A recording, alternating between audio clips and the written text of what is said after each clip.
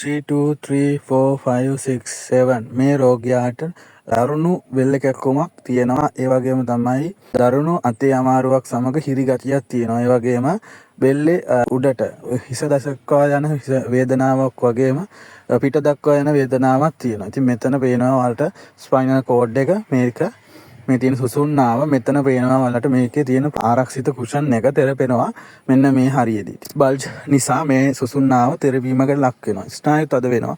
ඒ නිසා යාට අතේ වේදනාව, බෙල්ලේ වේදනාව, දක්වා පැතිරෙන වේදනාව වෙනවා. ඉතින් මේක නිසි ආයුර්වේද ප්‍රතිකාර මගින් සුව කරගන්න පුළුවන්. සර්ජරි කරන්න අවශ්‍ය නැහැ. අපේ ඖෂධ මගින් මේක සති කිහිපයක් තුළ ඔයාලට සුව කරගැනීමේ හැකියාවක් තියෙනවා. ඒ සඳහා අපව අමතන්න. තියෙන්නේ කියලා. ඉතින් ඉන්න ඕනේ කඩුවල නවගමුවට. නවගමුවේ දේවාලේ කිට්ටුවම තියෙනවා. ඔයාට නවගමුව ප්‍රාදේශීය රෝහල. මැප් එකේ සර්ච් කරනවා නම් නවගමුව ඩිවිෂනල් හොස්පිටල් කියලා ඔයාට හරිම ලේසියෙන් ඒක හොයාගන්න පුළුවන්. නවගමුව හොස්පිටල් එක ඉස්සරහා තියෙන්නේ අපේ අගස්තිය බෙදමැදුර. ඔයාට ලේසියෙන් මේ වීඩියෝ එකේ විදිහට හොයාගන්න පහසුයි. සඳුදා බදාදා සිකුරාදා දවස් තුනේ උදේ 10 ඉඳලා රෑ 7 වෙනකම් ප්‍රතිකාර කරනවා.